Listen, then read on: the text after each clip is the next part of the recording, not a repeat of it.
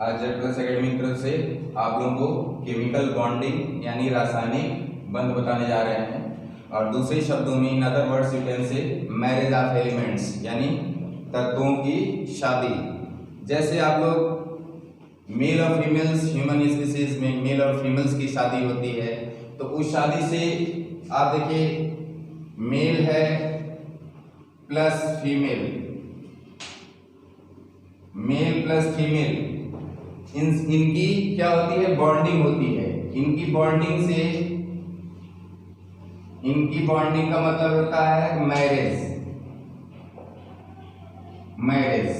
ठीक, जैसे human species में बायोलॉजी में this is your biological bonding, ध्यान में रखिएगा, this is your biological bonding.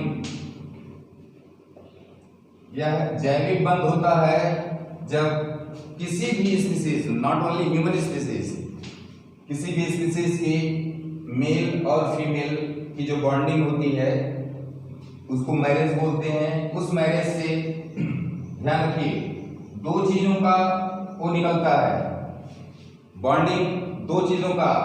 First of all sexual satisfaction, biologically reproduction topic में आप पढ़ेंगे। सबसे पहला इसका मेल और फीमेल की मैरिज वास्तव में जो होती है वह पहला स्टेप होता है सेक्सुअल सेटिस्फैक्शन, और दूसरा होता है ऑफस्प्रिंग प्रोडक्शन, संततियों की उत्पत्ति, ऑफस्प्रिंग प्रोडक्शन, संततियों की उत्पत्ति।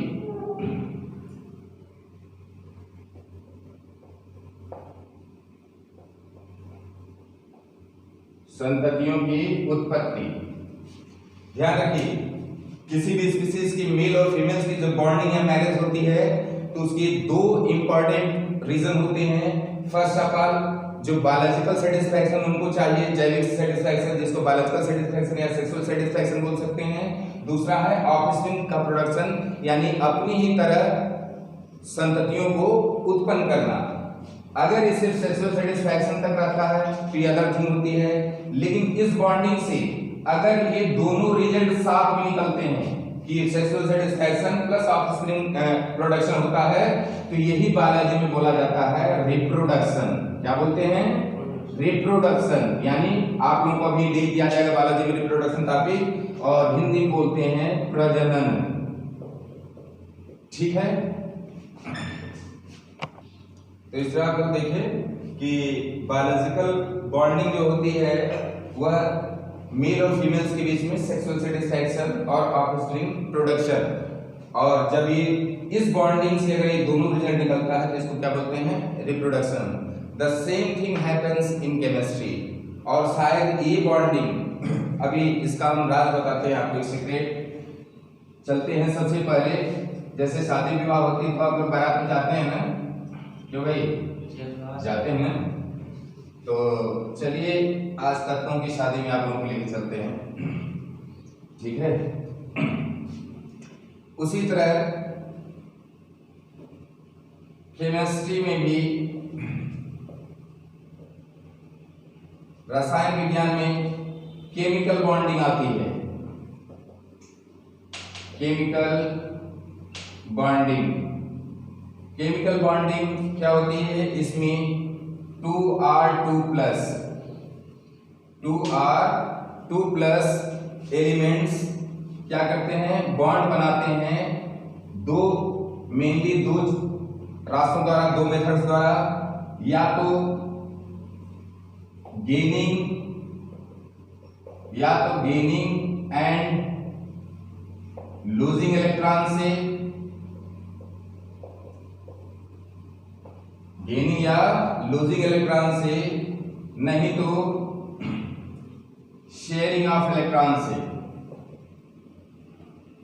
शेयरिंग ऑफ इलेक्ट्रॉन्स को शेयर करके, या तो गेनिंग लूजिंग के द्वारा। और जब गेनिंग के द्वारा बनाते हैं तो इसको बोलते हैं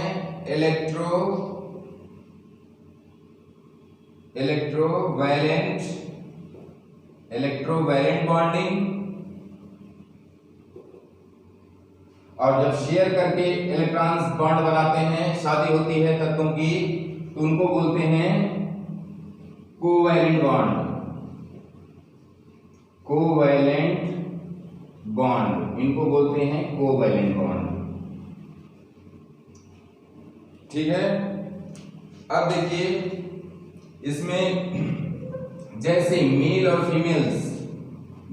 फीमेल्स बायोलॉजिकल बॉन्डिंग होती है, ठीक उसी तरह इसमें भी एलिमेंट्स के बीच में एक एलिमेंट का दूसरे एलिमेंट के साथ बॉन्डिंग होती है।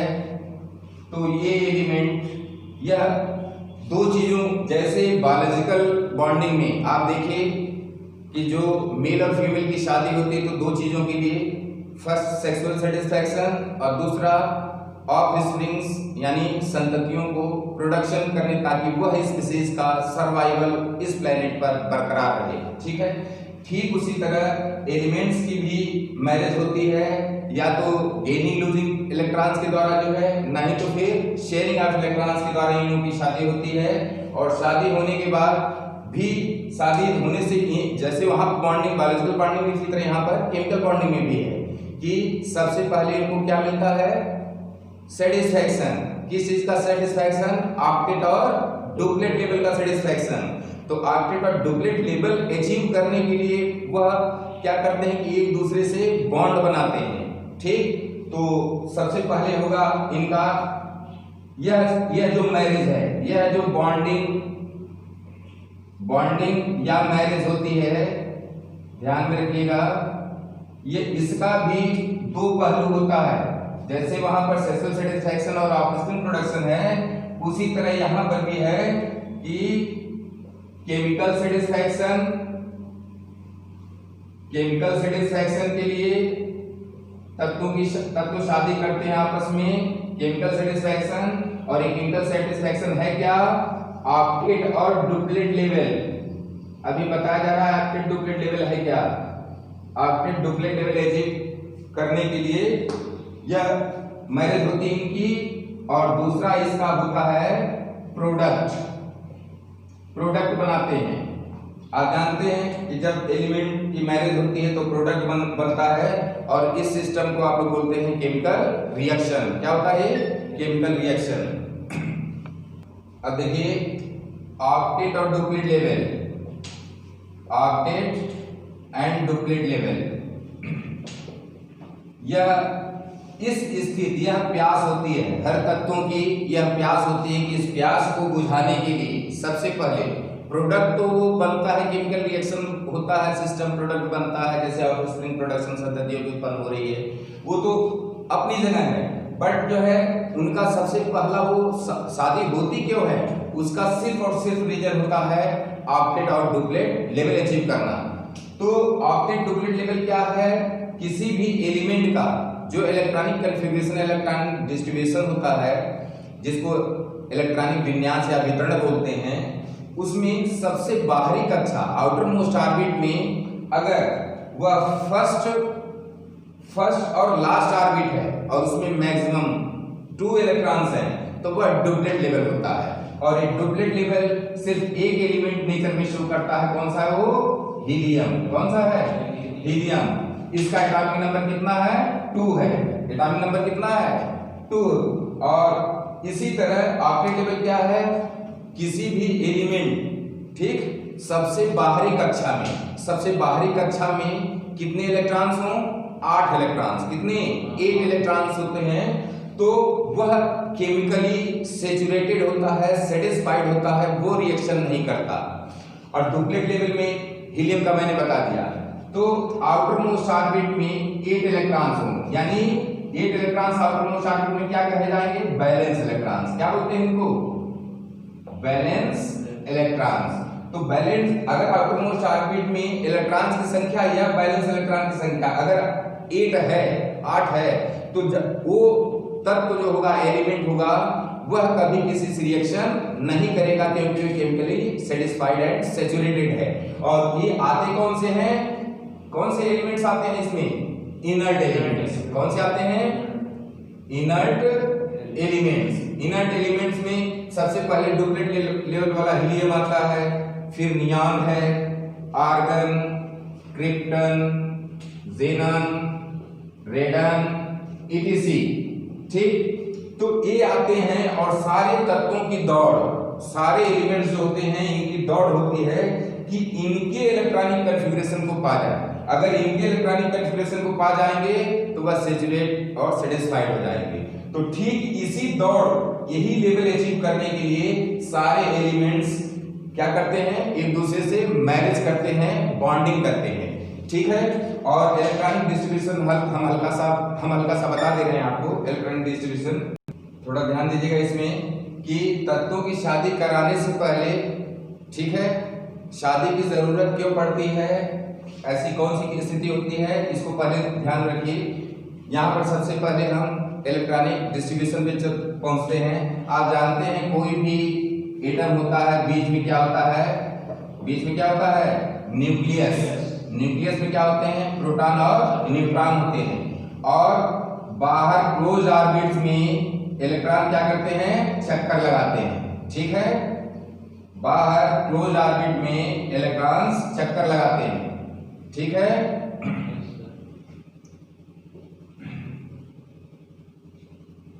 क्लियर। अब ये सेल्स बढ़ती चली जाती हैं, ध्यान में रखिएगा, ये सेल्स बढ़ती चली जाती हैं किसके आधार पे, इलेक्ट्रॉनों की संख्या के आधार पे। इसमें एक चीज जानिएगा कि नंबर ऑफ प्रोटॉन्स यानी न्यूक्लियस में जितनी प्रोटॉनों की संख्या होती है उसको क्या बोलते हैं, एटॉमिक नंबर। क्या होता है, एटॉमिक नंबर, और इसको कैपिटल जेड से शो करते हैं, पहली चीज। और जितना नंबर ऑफ प्रोटॉन किसी में होगा उतने ही इलेक्ट्रॉन्स भी होंगे, इसीलिए एटम जो होता है इलेक्ट्रिकली क्या बोलते हैं, न्यूट्रल बोलते हैं, कि इलेक्ट्रॉनिक रूप से वो उदासीन होते हैं, क्योंकि जितने प्लस चार्ज हैं उतने माइनस चार्ज हैं, तो उससे वो इलेक्ट्रिकली न्यूट्रल होता है। तो जितने प्रोटॉन्स की संख्या होती है उसको एटॉमिक नंबर बोलते हैं। अगर एटॉमिक नंबर पता है तो यानी प्रोटॉन की संख्या भी पता कर सकते हैं और इलेक्ट्रॉन की संख्या पता कर सकते हैं। क्लियर है। अच्छा, इसमें आप थोड़ा ध्यान दीजिएगा इस बात पर कि अंदर जो रहते हैं तो न्यूक्लियंस है, प्रोटॉन चाहे न्यूट्रॉन है तो न्यूक्लियंस कहे जाते हैं। और इलेक्ट्रॉन का डिस्ट्रीब्यूशन हमेशा नील्स बोर साहब के अनुसार प्रोटॉन इलेक्ट्रॉन का डिस्ट्रीब्यूशन किस नियम से होता है, 2n स्क्वायर लॉ से। 2n स्क्वायर लॉ से, जहां n जो है नंबर ऑफ ऑर्बिट्स है, जैसे ये हो गया 0 नंबर है न्यूक्लियस की जो घेरा है, या 1 हो गया, या 2 3 4 5 इस तरह बढ़ता चला जाएगा। ठीक है, और इसको K L M N O etc। ठीक है, यह लेटर से इस तरह आप जाते हैं, नंबर वाइज इस तरह जाते हैं। और यहाँ पर जो डिस्ट्रीब्यूशन होता है, ठीक है, यहाँ पर डिस्ट्रीब्यूशन आपका यह देखिए किस आधार पे होता है, इसको हम बता रहे हैं 2n स्क्वायर लॉ से। 2n स्क्वायर लॉ से सबसे पहले पहली ऑर्बिट में कितने होंगे, 2 × 1 का स्क्वायर इक्वल टू, फिर दूसरी इस वाली में जो है कितना होगा, 2 × n की जगह 2 रख देंगे, तो दूसरी ऑर्बिट में कितने इलेक्ट्रॉन की संख्या होगी, या 8 2 2 जा 4 2 जा 8 आ जाएगा। तीसरे में कितना हो जाएगा, 2 × n इक्वल टू 3 कर देंगे, सॉरी इसका स्क्वायर करेंगे, यह इक्वल टू आ जाएगा 18। इसी तरह फोर्थ के लिए आ जाएगा 2 × 4 का स्क्वायर इक्वल टू 32। तो इस तरह ये बढ़ता चला जाएगा। और जितने भी याद रखिए कि जो ये डिस्ट्रीब्यूशन हो रहा है कि मान लीजिए पहली फर्स्ट ऑर्बिट में यहाँ पर 2 होंगे, फिर दूसरी वाली में 8 होंगे, तीसरी वाली में 18 होंगे, चौथी वाली में 32 होंगे। ठीक है, यह क्रम आपका बढ़ता चला जाएगा। तो अगर वो एलिमेंट्स जिनकी इलेक्ट्रॉनिक कॉन्फ़िगरेशन, मान लीजिए कोई एक ऐसा एलिमेंट है जिसमें 2 ही ऑर्बिट है, मान लीजिए 2 ऑर्बिट मिल रहे हैं, अगर उसकी बाहरी कक्षा में अगर 8 इलेक्ट्रॉन हैं, तो इसका मतलब ये है कि वह केमिकली क्या है, सैचुरेटेड है, वह कभी रिएक्शन नहीं करेगा। ठीक है, और अगर ये 8 से ज्यादा या कम हो, 8 से ज्यादा या कम हो अगर, तो यह जाहिर सी बात है दूसरे एलिमेंट से क्या करेगा, इलेक्ट्रॉन्स का शेयरिंग करे, या दे या ले, ये अभी बताया जाएगा कि गेनिंग क्यों करेगा, लूजिंग क्यों करेगा, ठीक है, शेयरिंग क्यों करेगा, ये सारा रीजन अभी आपको बताया जा रहा है। लेकिन आउटर मोस्ट ऑर्बिट में यही जो बाहर इलेक्ट्रॉन की संख्या होती है, ये क्या बोलते हैं, वैलेंस इलेक्ट्रॉन्स। क्या बोलते हैं इसको, वैलेंस इलेक्ट्रॉन। तो ये चीज स्टडी, केमिकल बॉन्डिंग स्टडी करते समय आप लोग ये सबसे खासा ध्यान इस बात पर रखिएगा कि वैलेंस इलेक्ट्रॉन क्या है, वैलेंसी क्या है। ठीक, सबसे पहले एटॉमिक नंबर, इलेक्ट्रॉनिक कॉन्फ़िगरेशन और वैलेंस इलेक्ट्रॉन और वैलेंसी, ठीक है। तो इस चीज को एक क्रम में जानिएगा। देखिए कैसे इसको हम फेस करते रहे कि देखिए सबसे पहले आपको जानना है एटॉमिक नंबर।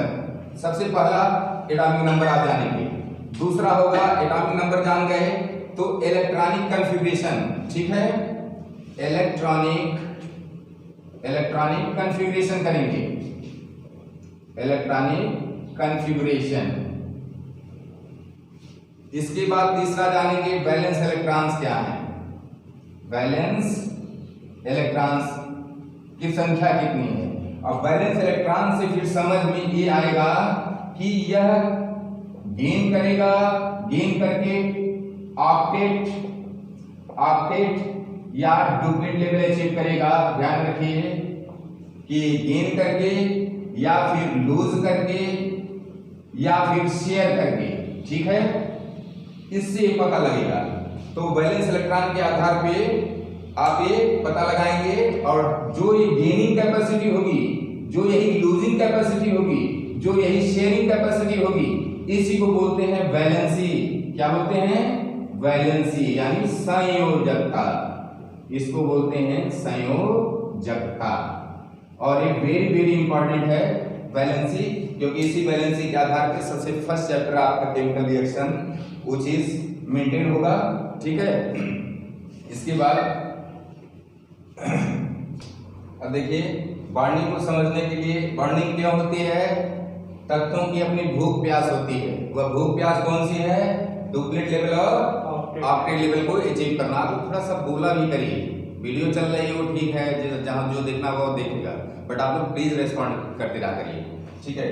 तो डुप्लीट लेवल और ऑक्टेट लेवल अचीव करने के लिए सारे तत्व भागते हैं। अब ये ध्यान देना है कि जैसे हाइड्रोजन है, हाइड्रोजन का एटॉमिक नंबर कितना है, 1 है, इलेक्ट्रॉनिक कॉन्फ़िगरेशन 1। अब ये बताइए कि हाइड्रोजन डुप्लीट लेवल अचीव करना इसको आसान है या फिर इसका इलेक्ट्रॉनिक कॉन्फ़िगरेशन अचीव करना आसान है। उसके पास सिर्फ एक ही इलेक्ट्रॉन है, तो जाहिर सी बात है वह नजदीकी जो इलेक्ट्रॉनिक डिस्ट्रीब्यूशन होगा उस डुप्लीट लेवल यानी हीलियम के इलेक्ट्रॉनिक कॉन्फ़िगरेशन को अचीव कर लेगा, तो वो क्या हो जाएगा, सेटिस्फाई हो जाएगा, ठीक है। अब ये ध्यान दीजिए कि अब जैसे फ्लोरीन है, फ्लोरीन की का एटॉमिक इलेक्ट्रॉनिक कॉन्फ़िगरेशन कितना है, 2 और 7 है। अब बताइए 2 और 7 के लिए जो है आसान क्या होगा कि नियॉन का अचीव करेगा या डुप्लीट लेवल अचीव करेगा, नियॉन का। नजदीक में नियॉन है तो अपने नियर बाई, तो यूनिवर्स में एक थियरी होती है जिसको मिनिमम एनर्जी थियरी बोलते हैं कि कोई भी प्रोसेस जो होती है वह उसी तरफ क्या होती है, डाइवर्ट हो जाती है जहां पर मिनिमम एनर्जी वेस्ट करनी पड़े, ठीक है, मिनिमम एनर्जी लगे, ठीक, या मिनिमम फोर्स की जरूरत पड़े, तो उसी की तरफ वह उन्मुक्त हो जाती है। अब देखिए कि यहाँ पर ध्यान देना, सबसे पहले एटॉमिक नंबर ये है, इसके सबसे पहली कक्षा में एक इलेक्ट्रॉन है जो है 2n² लास्ट से आप सेट किए, फर्स्ट ऑर्बिट पे एक ही इलेक्ट्रॉन है, फर्स्ट ऑर्बिट में एक इलेक्ट्रॉन। वैलेंस इलेक्ट्रॉन की संख्या कितनी होगी, सबसे बाहरी कक्षा में जो इलेक्ट्रॉन की संख्या होती है वही वैलेंस इलेक्ट्रॉन होता है। और अगर वो उसी जितना इसको अचीव करने के लिए जितने इलेक्ट्रॉन की गेनिंग करे, लूजिंग करे या शेयरिंग करे, तो उस नंबर ऑफ इलेक्ट्रॉन क्या होते हैं, वैलेंसी। अब देखिए कि इसमें लिथियम जो होगा किसका अचीव करना चाहेगा, हीलियम का कि नियॉन का, हीलियम का। बेरिलियम किसका अचीव करेगा, हीलियम का, ठीक है। और बोरान किसका करेगा, हीलियम का करेगा। और कार्बन दोनों तरफ बराबर है, ध्यान रखिएगा, कार्बन दोनों तरफ बराबर है। तो कार्बन क्या हो गया, मेटलॉयड, कार्बन क्या हो गया? मेटलाइट। जैसे एलिमेंट के चारों टाइप्स इसमें आ रहे हैं और जिसके सबसे बाहरी कक्षा में 1 2 3 इलेक्ट्रॉन्स होगा, तो बताइए 8 अगर पूरा करना है इसको या डुप्लीकेट लेवल अचीव करना है, तो डुप्लीकेट लेवल अचीव करने के लिए कितने इलेक्ट्रॉन्स को इसको गेन करना पड़ेगा या लूज करना पड़ेगा? 1 इलेक्ट्रॉन लूज करना पड़ेगा। अगर एक इलेक्ट्रॉन लूज कर देगा, आप बताइए, या तो एक इलेक्ट्रॉन लूज करके तुरंत हीलियम का डुप्लीकेट लेवल अचीव कर ले, और उसी तरह कौन है? ये आपका लिथियम है, ठीक है। लिथियम भी क्या करे? 2 इलेक्ट्रॉन को लूज करके डुप्लीकेट लेवल अचीव कर ले, ठीक है। सॉरी, एक इलेक्ट्रॉन लूज करके, और बोरान कितना है? 3 इलेक्ट्रॉन्स। तो ये 1 इलेक्ट्रॉन, 2 इलेक्ट्रॉन और 3 इलेक्ट्रॉन लूज करके या क्या करेंगे? तुरंत हीलियम का डुप्लीकेट लेवल अचीव करेंगे। क्लियर? अब देखिए, जो लूज करके ऑक्टेट या डुप्लीकेट लेवल अचीव करता है उनको क्या बोला जाता है? मेटल्स। क्या बोलते हैं? तो जितना लूज किया जा रहा है इलेक्ट्रॉन ऑक्टेट डुप्लीकेट लेवल पाने के लिए, यानी भूख प्यास मिटाने के लिए तत्वों की, वह उसकी बैलेंसी हो जाती है। समझ में आ रहा है? तो बताइए, लिथियम की बैलेंसी कितनी होगी? 1। बेरिलियम की बैलेंसी कितनी होगी? 2। और बोरान की बैलेंसी कितनी होगी? 3। ये सब क्या कहे जाएंगे? मेटल्स या नॉन मेटल्स, क्योंकि यह लूज करके क्या करेगा? डुप्लीकेट लेवल अचीव करता है, उसको मेटल्स बोलते हैं। और कार्बन और 4 है, कार्बन 4 के लिए दोनों रास्ता आसान है, चाहे वो 4 इलेक्ट्रॉन क्या करे, जो है 4 इलेक्ट्रॉन लूज करके डुप्लीकेट लेवल अचीव करे हीलियम का, या फिर 4 इलेक्ट्रॉन ले तो 2 और 8, या 2 और 8 हीलियम का इलेक्ट्रॉनिक कॉन्फ़िगरेशन प्राप्त करे। क्लियर है? तो दोनों के लिए बराबर है, इसलिए यह दूसरा टाइप आ जाता है मेटलाइट। अब बताइए, यहां पर जो सेटिस्फाइड है हीलियम और नियॉन सेटिस्फाइड है, ऑक्टेट डुप्लीकेट कंप्लीट है, यह कौन से एलिमेंट कहे जाएंगे? Inert element. क्या कहे जाएंगे? ये सब इनर्ट एलिमेंट कहे जाएंगे, ठीक है। और बाकी और जितने हैं, अब देखिए नाइट्रोजन की तरफ बढ़िए। सबसे भारी कक्षा में 3 इलेक्ट्रॉन्स हैं, सॉरी सबसे भारी कक्षा में 5 इलेक्ट्रॉन्स हैं, 6 है और 7 है। ये तो बैलेंसी हो गई ना आपकी, ये बैलेंसी हो गई। तो सबसे भारी कक्षा में ये बैलेंस इलेक्ट्रॉन यूनिट बोलते हैं, 5 है, 6 है, 7 है। अब बताइए, इसको 5 लूज करके हीलियम का पाना आसान है या 3 इलेक्ट्रॉन ले करके ऑक्टेट लेवल अचीव करना आसान है? ले करके ऑक्टेट लेवल। अब बताइए, इसको 6 लूज करके जो है हीलियम का इलेक्ट्रॉनिक कॉन्फ़िगरेशन प्राप्त करना आसान है, या फिर नियॉन का? 2 इलेक्ट्रॉन ले करके। तो यह गेन करके ये भी 1 इलेक्ट्रॉन क्या करेगा? गेन कर लेगा, तो ऑक्टेट लेवल अचीव कर लेगा। क्लियर? ये आसान रास्ता। तो जो लूज करके डुप्लीकेट लेवल अचीव करते हो क्या होते हैं? मेटल्स। और जो गेन करके ऑक्टेट डुप्लीकेट लेवल अचीव करते हो क्या होते हैं? Non metals. उनको बोलते हैं नॉन मेटल्स, ठीक है। और कार्बन बीचों बीच है, दोनों रास्ता इसके लिए आसान है। दोनों के लिए 4 की क्या है? जरूरत है। 4 इलेक्ट्रॉन चाहे लूज करे या 4 इलेक्ट्रॉन गेन करे या 4 इलेक्ट्रॉन शेयर करे, ठीक है। तो ये क्या हो गया आपका, ठीक है। इस तरह अब देखिए, इससे आगे सोडियम और क्लोरीन के बीच में बॉन्डिंग देखिए कैसे होती है। सोडियम का एटॉमिक नंबर कितना है? 11। इलेक्ट्रॉनिक कॉन्फ़िगरेशन 2 8 1, ठीक है। पहली, दूसरी या तीसरी ऑर्बिट। और वैलेंस इलेक्ट्रॉन की संख्या कितनी है? सबसे भारी कक्षा में कितना इलेक्ट्रॉन है? 1। तो वह अगर 1 इलेक्ट्रॉन को क्या कर देता है? लूज कर देता है। लूज करने के बाद उसको किसका इलेक्ट्रॉनिक कॉन्फ़िगरेशन मिल जाएगा? नियॉन का, ठीक है। तो वह एक कोशिश होगा कि उसका 1 इलेक्ट्रॉन कोई ले ले, तो वह क्या हो जाएगा? केमिकली सैचुरेट हो जाएगा। ठीक उसी तरह क्लोरीन है। क्लोरीन का एटॉमिक नंबर 17 है और इलेक्ट्रॉनिक कॉन्फ़िगरेशन 287, और सबसे भारी कक्षा में जो इलेक्ट्रॉन उसको वैलेंस इलेक्ट्रॉन 7 होता है।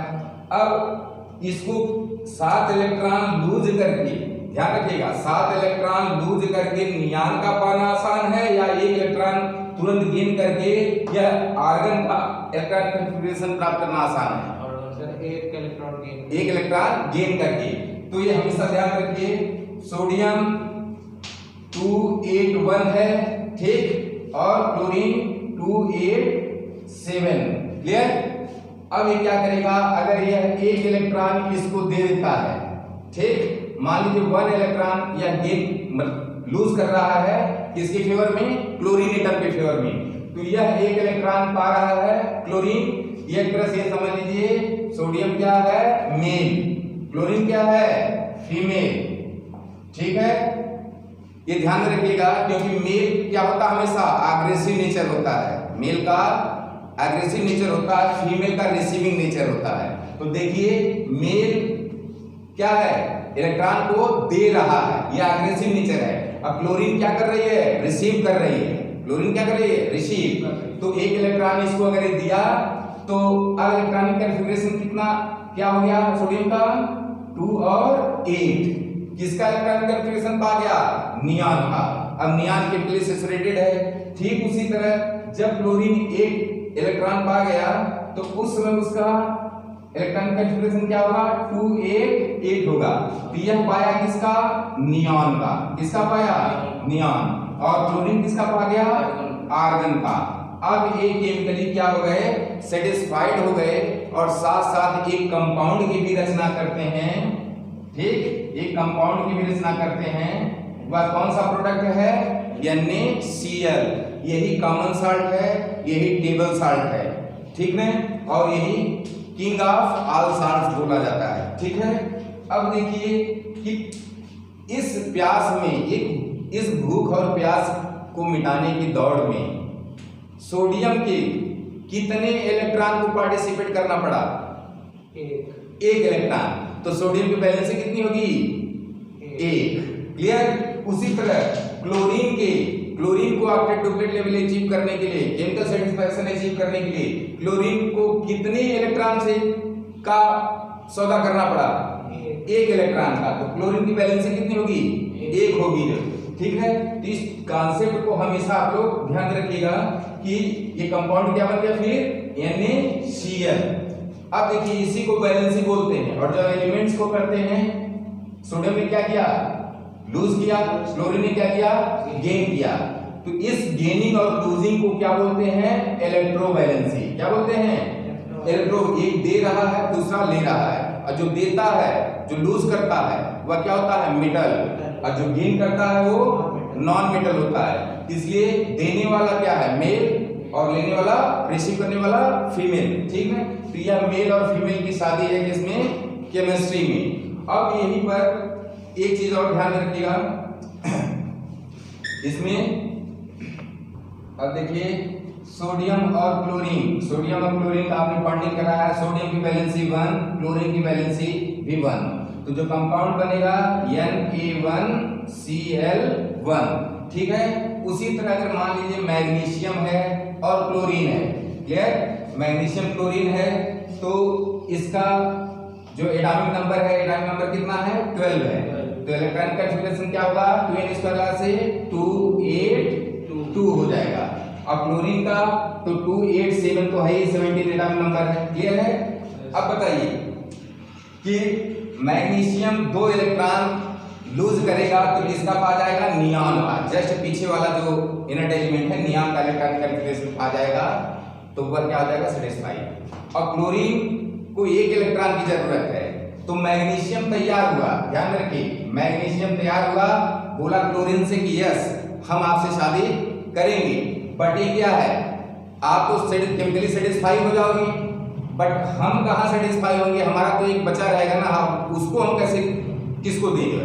तो क्लोरीन बोलती है, you don't worry, I have one twin, मतलब आई एम इन ट्विन, मतलब मैं जुड़वा हूं जो है एक दूसरे एटम को, मैं दूसरी क्लोरीन अपनी उसको बुला रही हूं। ठीक है, तो दूसरा क्लोरीन आ जाता है, इसका भी 287 और उसका भी 287। अब मैग्नीशियम का कितना है, 282। तो 1 इलेक्ट्रॉन इस क्लोरीन को दिया और 1 इलेक्ट्रॉन इस क्लोरीन को दिया। क्लियर? तो बताइए Mg कितना हुआ, 28 Mg कितना हो गया, 28। और ये क्लोरीन एटम का इलेक्ट्रॉनिक कॉन्फ़िगरेशन क्या होगा, 288। एक क्लोरीन एटम भी किसका पा गया इलेक्ट्रॉनिक कॉन्फ़िगरेशन? आर्गन का। किसका पाया? और ए वाला भी 288, यानी मैग्नीशियम भी सेटिस्फाइड हो गया और दोनों क्लोरीन भी सेटिस्फाइड हो गए केमिकली।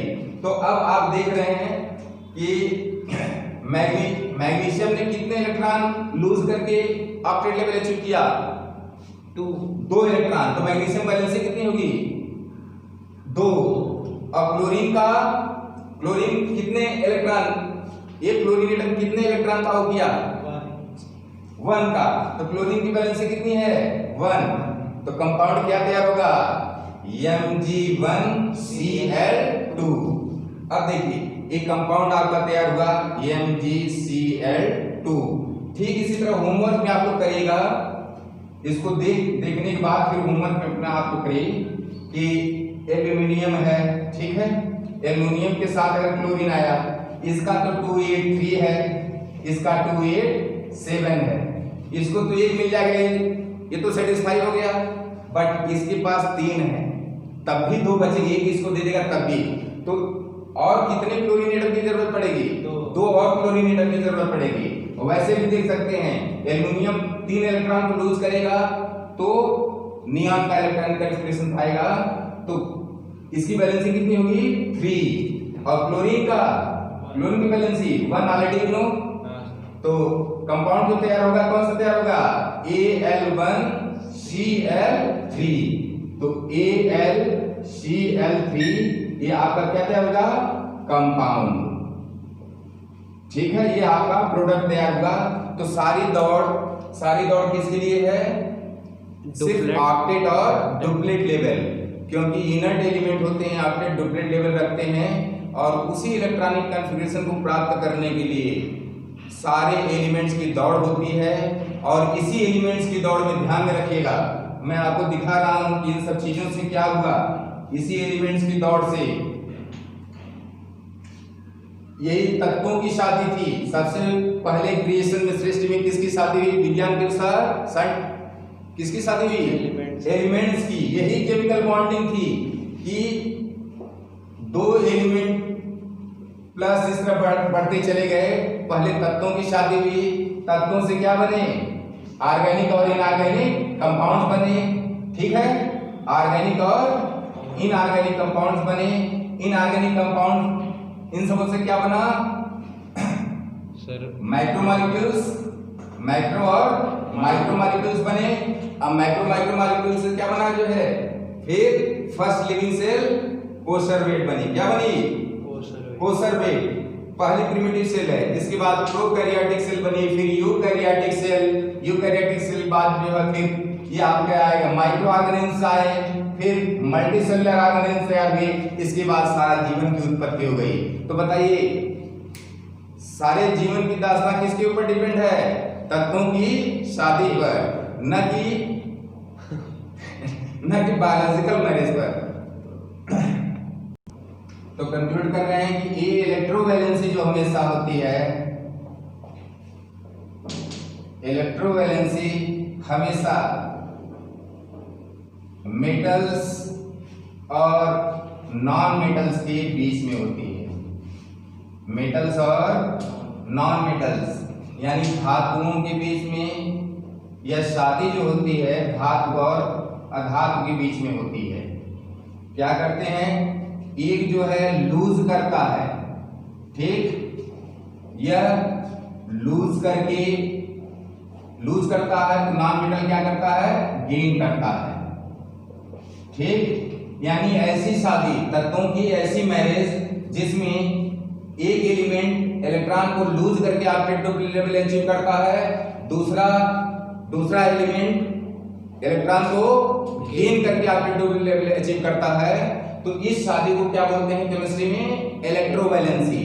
और इसको ये ध्यान में रखिएगा कि जो लूजिंग और गेनिंग, तो इलेक्ट्रोवैलेंसी या marriage of elements by losing and gaining electrons, ये आपका हुआ इलेक्ट्रोवैलेंसी। और इसके बाद आप लोगों का जो नेक्स्ट टॉपिक होगा वह कोवैलेंसी होगी, जिसमें शेयरिंग ऑफ इलेक्ट्रॉन्स होगा। और इसमें थोड़ा ध्यान रखिएगा, यहाँ तो अभी आप पढ़े मेटल्स में, मेटल्स क्या है? मेल्स हैं, क्या है? पुरुष वर्ग है। नॉन मेटल क्या है?